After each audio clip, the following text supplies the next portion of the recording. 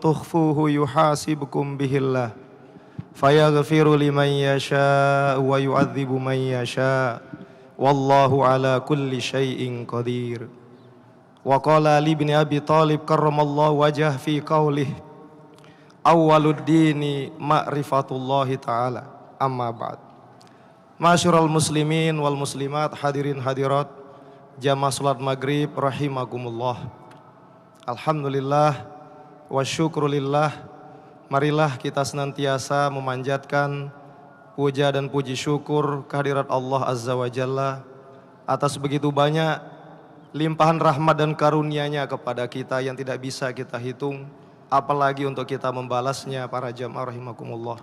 Sehingga pada malam Ahad yang penuh barokah ini, tanggal 20 April 2019 Miladiah atau bertepatan dengan 16 atau malam 16 Sya'ban 1440 Hijriah. 15 Sya'ban 1440 Hijriah, kita bisa bermuajah kembali di masjid tercinta ini, Masjid Hubbul Waton Islamic Center Provinsi Nusa Tenggara Barat yang dirahmati Allah ini. Mudah-mudahan kita semua tetap diberi kesehatan, keafiatan, dan selalu kita usahakan untuk senantiasa mensyukuri nikmat yang telah kita anugerahkan di jalan Allah. Selanjutnya para jamaah salawat dan sallallahu alaihi wasallam kepada para sahabat, para tabi'in dan tabi'in serta orang-orang soleh yang senantiasa mengikuti jalan-jalan dan petunjuk beliau, dan mudah-mudahan kita semua yang hadir di masjid ini bersama keluarga kita, masyarakat kita, jamaah kita tercatat sebagai pengikut Nabi Muhammad SAW yang berhak mendapatkan syafaat dari beliau di hari akhirat kelak. Amin ya rabbal alamin. Para hadirin rahimakumullah. Intinya pada malam yang mulia ini kami akan melanjutkan terkait dengan persoalan atau pembahasan, yakni konsep ketuhanan dalam hazanah filsafat, terutama dalam hal ini filsafat Islam. Namun sebelum kami sampaikan lebih jauh para jamaah rahimakumullah, terlebih dahulu kami mohon maaf yang sebesar-besarnya karena pada malam ini suara kami mungkin berbeda dari sebulan atau 2 bulan atau setahun yang lalu. Karena kebetulan ya keadaan kurang sehat sebetulnya. Ya keadaan masih tidak maksimal. Kebetulan malam kemarin kami baru datang dari ada tugas ke luar negeri, tepatnya ke kota Toronto dan Montreal di daerah Kanada, Amerika Utara. Perjalanan itu 2 hari bahkan hampir 3 malam barangkali. Ketika pulang itu kami naik pesawat, waktu di sana sekitar jam setengah 11 malam. 10.30 PM bahasa orang sana kan. Nah 10.30 malam di sana itu, di sini 10.30 AM. Setengah 11 pagi di sini. Lo kok tahu? Ya kita kontak terus, matahari kelihatan di sini, sana hilang matahari. Jadi ternyata di daerah Kanada itu para jamaah, persis belakangnya bumi Lombok ini, Indonesia bagian tengah ini. Kenapa kok bisa seperti itu? Karena kami perhatikan ya ketika berangkat saja itu kami menggunakan Philippine Airlines namanya dari Jakarta. Hampir 4 jam baru landing di kota Manila, Filipina. Kebetulan jam tangan yang tidak bagus banget ini, itu tidak kami rubah. Kalau kita berangkat dari sini jam 8 waktu Lombok, di Jakarta kan waktunya terlambat 1 jam, jam 7. Nah tidak kami rubah. Ternyata sampai di Filipina jam 10 pagi sama dengan jam 10 pagi di Lombok. Sedangkan di Jakartanya jam 9. Nah dari Filipina hampir 16 jam. Hampir 16 jam. Itu untuk sampai ke kota Toronto di atas pesawat. Kalau naik Cidomo ya berapa puluh jam ya kira-kira ya. Dan anehnya para jamaah, ya itulah ya, semakin kita sadar bahwa Allah ini maha kuasa, bumi Allah ini luas. Jadi penerbangan itu terbang di atas lautan samudera kutub utara. Jadi kita perhatikan di layar itu 40.000 di atas permukaan laut, suhunya hampir minus 100. Yang saya pikirkan takutkan apa? Jangan-jangan nanti beku mesin pesawat ini. Kalau udah beku ya hukum alam jatuh. Kalau udah jatuh ya Walaupun sehebat apapun doa kita, insya Allah meninggal kita, kan begitu. Karena itu hukum Allah, hukum sunnatullah. Tetapi ya Allah masih beri keberkahan. Allah sudah tundukkan alam, sudah tundukkan hukum-hukum gravitasi dan sebagainya. Alhamdulillah selamat kita, dan selamat juga alhamdulillah bertemu malam ini. Tapi yang tidak selamat sedikit, pulang-pulang suara hilang, badan demam, kulit gatal-gatal. Karena di sana waktu kemarin para jamaah kami nyampe itu suhunya 1 derajat. Terasa -2. Baru kita tahu dari setelah itu. Pernah di sini di Lombok ini berapa suhunya sekarang? 26 derajat, terasa 25 derajat. Pernah? Loh kenapa kok terasa begitu? Faktor gempa katanya. Atau sebaliknya, suhu aslinya 25 derajat, terasa 30. Loh kenapa? 30-nya itu karena faktor gempa, kita kepanasan, ketakutan gitu. Ternyata di negara-negara ya daerah yang dingin, daerah Eropa atau apalagi Amerika Utara sana, udah biasa istilah itu. Suhu aslinya 1 derajat, terasa -2. Artinya apa? Secara umum seperti itu 1 derajat. Tetapi nanti kadang suatu waktu datang angin kencang yang sangat dingin, berubah langsung pengukur suhu itu, langsung turun menjadi minus. Makanya di sana juga masih turun salju.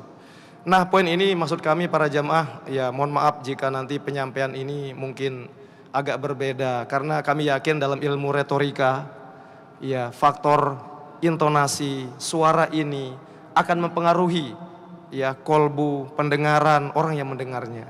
Nah karena itu kalau umpama nanti ada yang tidak jelas, ya semakin kita diskusikan, mudah-mudahan pertemuan-pertemuan berikutnya akan lebih jelas.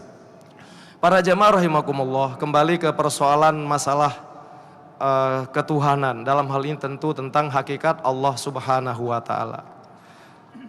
Kami secara pribadi pada prinsipnya memang ketika membahas persoalan hakikat ketuhanan ini, di satu sisi ada semacam keraguan. Keraguan bukan berarti mengajak kita untuk meragukan Allah, tidak.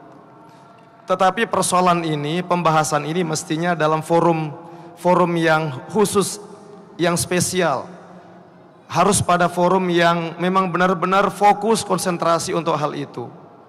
Kalau dalam kajian-kajian atau bahkan kita gunakan istilah di kajian perguruan tinggi, maka ini tarafnya derajatnya tahosus, yang sudah sangat khusus. Karena nanti kalau orang salah faham akan lain maknanya. Tetapi memang begini, tidak ada pilihan lain. Masih mending kita sampaikan, mungkin lebih banyak maslahatnya dibanding tidak kita sampaikan. Kemudian juga ketidaktahuan dalam hal tertentu akan merajalela dan tidak berkurang sifatnya. Sehingga harapan kita akan lebih banyak maslahat daripada ini. Kenapa kami sampai ini juga? Mungkin pelunggu pernah dengar ada anekdot. Ada anekdot seorang tuan guru. Ya mohon maaf, ini bukan berarti kemudian juga mohon maaf, beribu maaf, astagfirullahaladzim, bukan berarti kemudian melecehkan Allah juga, tidak. Sekedar contoh, poinnya adalah ya kalau tidak disampaikan pada makom, pada forum mustami yang pas, maka akan justru menimbulkan multitafsir. Tapi mudah-mudahan dan bahasa sederhana, dan memang juga pada sebulan yang lalu pernah kita sampaikan.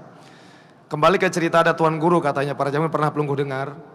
Ada seorang tuan guru yang menyampaikan kisah termasuk juga pembahasan tentang hakikat Allah Subhanahu wa Ta'ala, terutama mengenai sifat 20. Ya, bahwa di antara sifat 20 itu kan mukhalafatuhu lil hawadis. Apa artinya? Allah wujud kidam baqo mukhalafatuhu lil hawadisi. Apa arti mukhalafatuhu lil hawadis? Allah itu berbeda dengan makhluknya. Hawadis, kita ini bagian dari hawadis. Alam ini bagian dari hawadis. Pulau Lombok ini bagian dari hawadis. Manila, Jakarta, Filipina, Amerika Utara, New York, Toronto, kemudian Montreal, Quebec dan sebagainya, bagian dari hawadis. Allah itu berbeda dan itu semua. Tetapi tuan guru ini menjelaskan ya di depan yang kebetulan mohon maaf jamaahnya ina-ina yang belum tamat SD, yang belum bisa baca. Jadi jelaskan Allah itu tidak punya mulut, Allah tidak punya hidung, dan berdoa kentok, tidak punya telinga, ya tidak juga maaf punya jenggot. Ya, jadi itulah Allah itu mukhalafatuhu lil hawadis. Ada seorang ini nak nyeletuk saking cerdasnya. Loh, lamun ngenoja tuan guru berarti Allah ini kepada merak mentimun jari nunin. Jadi Allah ini mirip mentimun kalau gitu. Loh, kenapa Anda bilang begitu, kata tuan gurunya. Loh, tadi tuan guru jelaskan Allah nggak punya mulut, nggak punya gigi, nggak punya hidung, nggak punya telinga. Coba nih mentimun nih, baru yang jual lepekan, baru nih ruan. Kan den arak biro gigi, biro mulut, biro bibih, biro kentok katanya. Ya, yang salah siapa? Tapi itulah sekedar contoh. Begitu juga dalam kisah, dalam tradisi Jawa kalau tidak salah para jamaah. Mungkin pelungguh pernah dengar yang namanya Syekh Siti Jenar ya. Ya, dalam kisah penyebaran Islam di Nusantara termasuk dimulai di Pulau Jawa. Dari 9 waliullah yang terkenal, ya termasuk Sunan Kalijogo, dan kemudian juga difilmkan. Ada 10 sunan sebetulnya, tapi yang 10 ini mengajarkan ajaran pantaisme. Pantaisme ini artinya ya semacam manunggaling kaulo Gusti, yaitu menyatunya Tuhan dengan makhluk, tetapi disampaikan tidak pada forum, tidak pada masyarakat, tidak pada jamaah, tidak pada waktu yang tepat. Ya, orang belum belajar fikih, belum akalnya sederhana, pengajiannya sangat dalam gitu. Akhirnya apa? Para wali memutuskan untuk menghukum beliau. Sampai dalam kisah katanya bahkan hukum mati. Makanya disebut Syekh Siti Jenar. Siti Jenar itu katanya dari nama lainnya telah Zinnar, yang miliki api. Karena ceritanya juga ya ada riwayat mengatakan beliau sakti, ya, dan kesaktiannya itu bisa mendatangkan api. Ada juga mengatakan beliau meninggal juga dan dibakar, sehingga disebut dan Zinnar. Ya, dia yang punya api di akhir hidupnya. Baik, tetapi kembali ke tadi persoalan gini kajian filsafat. Mau tidak mau, suka tidak suka, para jamaah kita harus membahas ini. Apalagi ya sebelum kita singgung lagi yang kemarin sedikit dan apa yang untuk malam ini. 2 minggu kemarin kami saksikan di negara barat, ya terutama perwakilannya adalah ya di daerah Toronto dan Montreal yang kami sampaikan, dan kebetulan juga ini kedatangan kami yang kedua. Makanya terus terang saja kemarin ya, untuk pertama kalinya kami ini berani sendiri ke luar negeri tanpa ada teman. Padahal bahasa Inggris juga masih ecek-ecekan bahasa kita ya. Pendengaran listening terutama. Kalau kita ngerau sih mudah, kita atur kalimatnya kan, cari kamus apa artinya. Kita ngomong. Tapi nanti kalau orang jawab, apa maksudnya ini yang susah kan. Karena ya seperti kita maklum para jamaah, tulisan one dibaca one. Ya, tulisan you dibaca you. Huruf satu I aja dibaca I dan sebagainya, sehingga kurang-kurang seperti itu. Tapi kami yakin kalau Allah membantu kita, ada saja kemudahan. Makanya kami berangkat kemarin nekat. Ya seandainya, ya mungkin kita ke Malaysia, ke ASEAN ini ya, ke Singapura itu udah biasa lah. Artinya kalau ada apa-apa pasti, wah nanti mirip kayak kita wajahnya pasti Indonesia nih, nanya ke dia, pasti tahu kan gitu. Ini di pesawat dari Manila terutama ke Toronto itu saya sendiri orang Indonesia. Kok tahu? Ya ketika turun dari bandara, semua hidungnya mancung keluar, saya sendiri ke dalam. Semua kulitnya kalau ndak putih sekalian, bedang sekalian. Paham bedang sekalian Niki? Iya, ingat saya kayak dulu waktu kecil itu ada film Little Miss, Tuan Baron itu ada yang jadi budak, mohon maaf. Kulitnya, ya ini kan semua ciptaan Allah. Kulitnya gelap sekalian. Terus bibir juga, ya tebal sekalian kan begitu, mohon maaf. Ada ya pokoknya macam-macam. Ya tapi yang kami garis bawahi adalah begini para jamaah. Ternyata 2007 yang lalu kami berangkat dengan yang kemarin nggak jauh beda yang kami amati dari kehidupan negara barat pada umumnya. Dari segi apa? Dari segi percayaan mereka kepada Tuhan dan praktik ritual sehari-hari. Kalau di sini kita dengar azan berapa kali sehari semalam para jamaah? 5 kali. Kalau bulan puasa 2 minggu lagi nanti berapa kali? Tetap 5 kali ya. Tapi lebih banyak nanti nuansa islaminya kan, ada alunan apa namanya tilawah dan sebagainya. Nah di sana dalam sehari tidak ada yang kita dengar semacam itu. Yang kita dengar adalah apa? Orang kalau jalan kayak robot, semua jalan cepat, disapa sedikit-sedikit jawabannya. Makanya saya bisa simpulkan lebih ramah turis dari Australia dibanding dari terutama di negaranya. Kalau di Australia pernah 2016 kami ke sana dulu 2 minggu juga. Kalau kita sapa dia kayak kita, jadi oh kasihan. Saya kemarin juga udah pengalaman pahit. Di sana, ya karena uang BNI yang dulunya bisa kita ambil uang, di sana ndak bisa. Terus minta tolong ke orang agar kita dikasih masuk di hotel ini. Saya bilang sampai, please help me. Jawabannya apa dengan ketus? No please here, no help here. Nggak ada kasihan di sini. If you have money, you will have room. If you not money, you have not room. You punya duit, dapat kamar. You ndak, ya udah mau mati berdiri terserah. Makanya baru kita sadar kalau kita ngurus visa sekarang semakin susah. Di antaranya ada foto biometrik. Kedua ditanya, Anda sudah booking hotel belum dan mana bukti bookingnya? Ternyata itu kuncinya. Kalau udah di sana, nggak boleh kita jadi gelandangan. Karena apa ya? Cuacanya dingin sekali, bisa kita mati berdiri malam-malam. Karena orang nggak ada yang bukain pintu untuk kita kalau nggak punya dolar, kalau nggak punya uang. Terlepas itu juga yang paling penting kaitannya dan pembahasan kita tentang Tuhan ini, ya Tuhan dianggap dalam tanda kutip sudah mati. Nggak ada yang percaya Tuhan, kecuali orang Muslim. Ada juga yang sudah Muslim di sana. Siapa itu? Ternyata orang-orang yang berasal dari Pakistan. Kalau Pakistan memang udah Muslim ya. Dan apa profesinya para jamaah? Ternyata warga Muslim kita profesinya supir taksi di sana. Jadi ketika turun dari bandara kami datang, maaf ya, seperti pelungguh ada lihyahnya. Jelas ini saya bilang ini wajahnya nih ada bekas sujudnya juga nih Muslim. Ternyata betul dari Pakistan. Besoknya kalau kasih acara konferensi internasional Pakistan juga. Hampir mayoritas supir taksi itu di negara Amerika itu banyak dari Pakistan. Ya tentunya kalau Pakistan dia sholat. Cuma ya itu lagi-lagi persoalan kalau negara barat pada umumnya tidak lagi peduli. Pokoknya hari ini tugas saya apa saya kerjakan. Nah para jamaah rahimakumullah, kembali ke persoalan dalam kajian filsafat sekarang.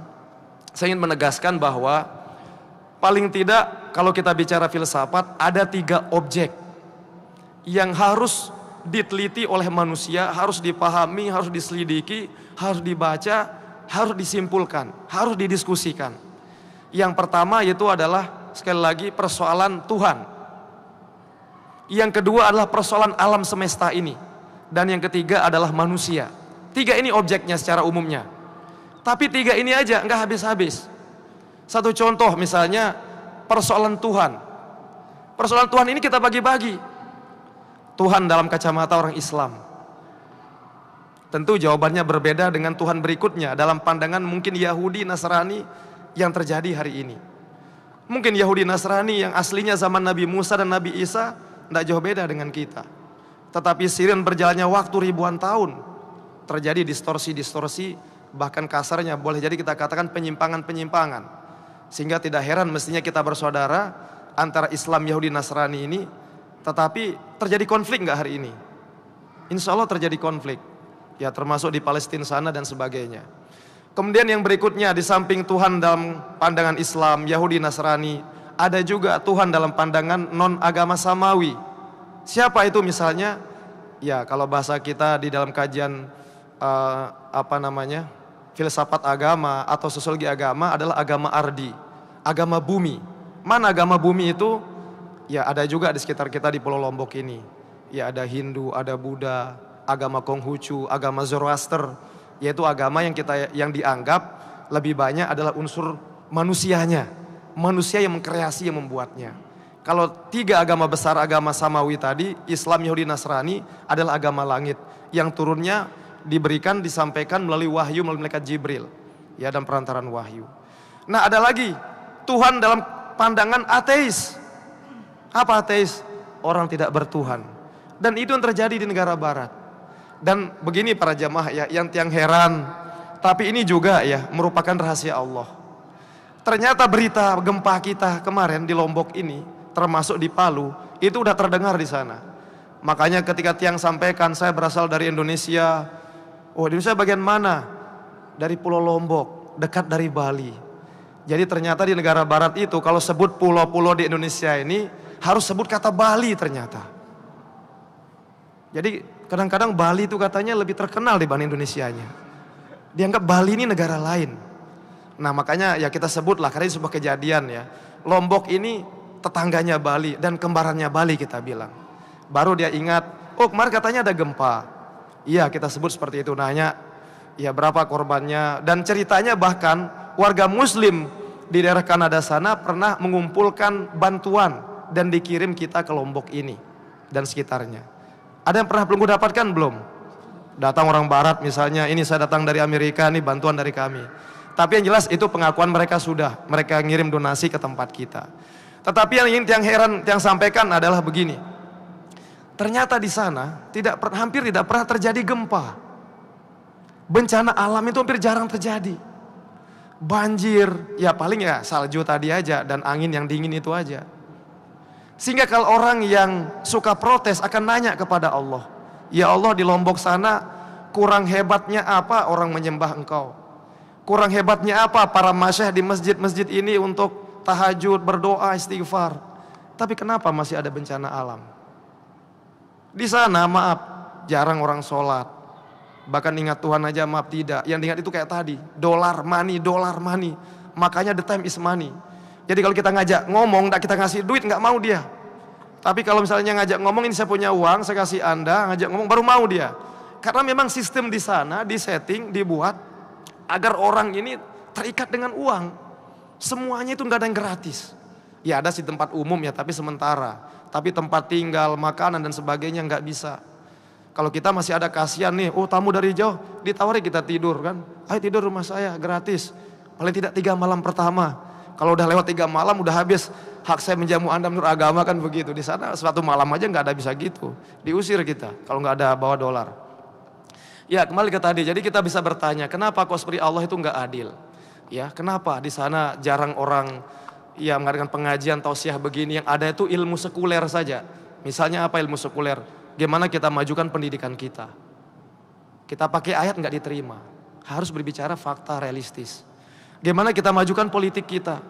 Gimana kita majukan militer kita? Jadi ini masih ya? Ya. Jadi itu yang terjadi. Nah, para jamaah rahimakumullah, kembali kepada keyakinan kita sebagai warga muslim. Nah, kembali kepada objek tadi ya. Sengaja kami ulang-ulang lagi biar menjadi lebih melekat.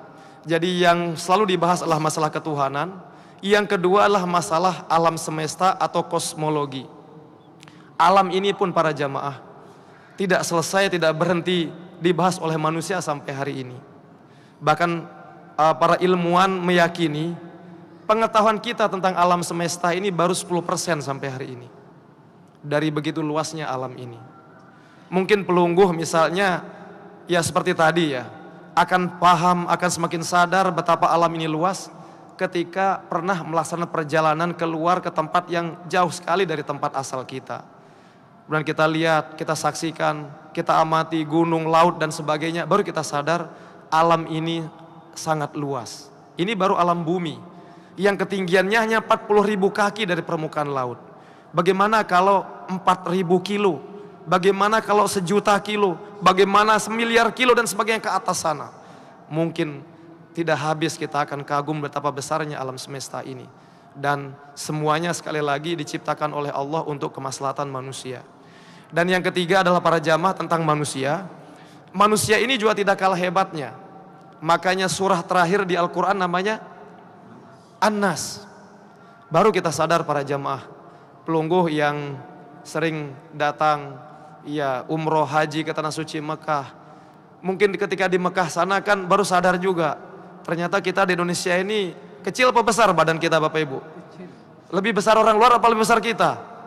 Ya umumnya lebih kecil kita nggih. Lebih kecil, mereka tinggi, besar.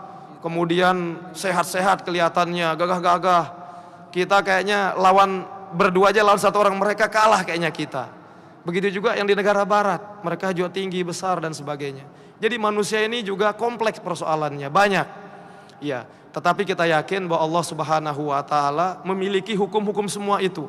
Allah memegang kunci bagaimana menundukkan manusia, bagaimana mengatur manusia, bagaimana mentadbir, bagaimana ya mengarahkan manusia ini untuk tujuan-tujuan tertentu sehingga alam ini bisa berjalan seperti yang Allah kehendaki. Nah, para jamaah rahimakumullah, sebelum kami lanjut persoalan masalah Allah ini yang melengkapi persoalan sebelumnya, izinkan kami menyampaikan kisah. Kisah ini insya Allah belum kami sampaikan di majelis ini. Ya, ini kisah tentang perdebatan orang ateis dengan salah satu imam yang pernah kita sampaikan di sini tentang imam itu, tetapi bukan kisah ini, yaitu Imam Abu Hanifah, pendiri dari mazhab Hanafi, ya, dalam mazhab Hanafi. Beliau ini Abu Hanifah ini sangat cerdas dalam bidang teologi para jamaah. Makanya beliau mengatakan teologi kajian ketuhanan ini termasuk fikih akbar. Nah, beliau ini pernah berdebat dengan orang ateis. Orang ateis ini bertanya kepada Imam Abu Hanifah, "Wahai imam yang mengaku dirinya pintar, coba jelaskan kepada saya," katanya, "bagaimana ciri karakteristik dari Tuhanmu? Apakah ia seperti logam? Atau apakah dia merupakan benda cair seperti air? Atau apakah ia merupakan uap atau gas?" Karena tadi engkau sampaikan dalam pengajian bahwa Tuhan ini ya seperti tadi, mukhalafatul lil hawadits. Imam Abu Hanifah dengan kecerdasannya tidak langsung menjawab para jamaah, tetapi beliau bahkan bertanya balik. Sekarang saya tanya kepada Anda, pernahkah Anda hadir ya ketika teman Anda sedang sakit? Oh, pernah. Oke. Tetapi yang saya tanya ini adalah Anda hadir ya menjenguk teman Anda sakit dan sampai teman Anda meninggal dan Anda ada di sana. Oh, pernah katanya. Saya tanya, sebelum teman Anda meninggal, apakah badannya bergerak? Oh, bergerak. Ketika Anda kasih dia obat, ketika kasih Anda dia minum, apa bergerak badannya, mulutnya? Paling tidak. Oh, bergerak. Kita kasih pil ya dia buka mulutnya sebisanya. Ya disuntik ya bergerak-gerak, mungkin kesakitan kan seperti itu. Kenapa dia bisa begitu? Ya karena masih hidup katanya kan. Oke. Setelah itu ketika meninggal apa yang terjadi? Apakah terjadi pergerakan seperti tadi? Oh tidak. Bagaimana keadaannya? Badannya, gerakannya. Dia membujur kaku, tidak bergerak, diam. Diapa-apain diam. Dipanggil dan bahasa paling disenangi diam. Dipanggil dan bahasa yang paling buruk sekalipun dia diam. Coba Bapak Ibu ya, kalau kita misalnya orang yang asli tidur misalnya dipanggil bahasa kesenangan tidak mungkin bangun, atau dipanggilan bahasa yang kita benci tidak bangun. Tapi kalau pura-pura tidur misalnya disumpah kita bangun nggak? Ya yakin itu semakin hilang ngantuk kita kan? Ya disumpah apalagi apalah aib kita dibuka di situ, wah wajib bangun kita supaya jangan sebut itu katanya. Ya, itu masa lalu saya misalnya seperti itu. Ya tapi ini tidak bisa lagi katanya. Loh ditanya oleh Imam Abu Hanifah, kenapa itu terjadi? Nyawanya tidak ada. Oke, ini poinnya. Anda mengakui nyawanya tidak ada. Apakah Anda tahu bahwa nyawa orang ini, sahabat Anda, teman Anda ini, apakah dia berbentuk besi, apakah dia benda cair, atau dia uap atau gas? Oh, enggak tahu saya. Itulah misteri dari nyawa. Tidak bisa saya lihat katanya. Nah, nyawa ini adalah ciptaan Tuhan, Tuhan yang saya yakini. Nyawa ini aja Anda nggak mampu, apalagi tentang Tuhan. Jadi artinya apa poinnya? Ternyata sekali lagi untuk melengkapi, tiang ingat sebulan yang lalu kisah guru yang mengasih makan anak didik yang meragukan Tuhan, tetapi dikasih sebieu cabai nggih untuk makan gorengan, pisang goreng. Ternyata kok kepedesan. Terus ditanya, apa kamu bisa lihat pedas? Enggak bisa dibedakan. Hanya dapat dirasakan. Nah begitu juga dengan Tuhan.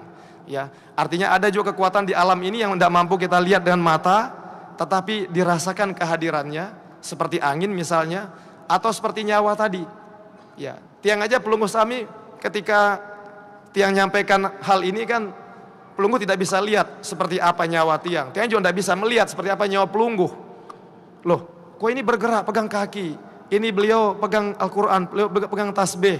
Ini kan hanya efek dari nyawa yang ada di badan kita, dari tangan kita, di mulut kita dan sebagainya. Nah kembali ke Imam Abu Hanifah. Imam Hanifah mengatakan para jamaah, ini sekedar contoh bahwa nyawa manusia yang Anda tahu bagaimana pengaruhnya dari sebelum meninggal sampai setelah meninggal, itu Anda tidak mampu mendefinisikan, tidak mampu meneliti apakah dia benda cair, apakah dia benda padat, apakah dia juga uap. Itu juga dengan Tuhan pencipta alam semesta, yakni Allah Subhanahu wa taala. Terus satu lagi para jamaah rahimakumullah yang kami sampaikan, Imam Abu Hanifah ditanya lagi, wahai Imam, tadi di pengajian Anda sampaikan, ya ini juga untuk melengkapi keimanan kepada kekuasaan Allah. Di surga kelak Anda sampaikan bahwa ada riwayat yang mengatakan, ya, bahwa di akhirat itu kita ini makan dan minum, tetapi tidak mengeluarkan apa istilahnya? Kotoran. Jadi kalau Bapak Ibu ke bandara ada gambar ya simbol laki perempuan di mana saja, mau di Eropa, di ASEAN atau di daerah sana, itu tandanya itu toilet. Ya, jadi jangan tanya amal tulisan toilet, tanya ada gambar itu, ada misalnya gambar sepotong laki, sepotong wanita, tandanya toilet. Nah, ternyata di surga nggak berlaku toilet. Terus nanya dia, kok nggak masuk akal itu, hai imam? Ya, saya butuh jawaban rasional. Apa jawaban dari beliau? Begini, saya tanya, ketika Anda di alam kandungan, Anda makan atau minum nggak di sana? Oh iya, saya makan dan minum. Dari mana Anda makan dan minum? Iya, dari makanan yang dikonsumsi oleh ibu saya. Saya tanya sekarang, Anda butuh toilet nggak? Kira-kira di ibu Anda ini ada rongga kecil tempat Anda buang kalau mau pipis, cus gitu.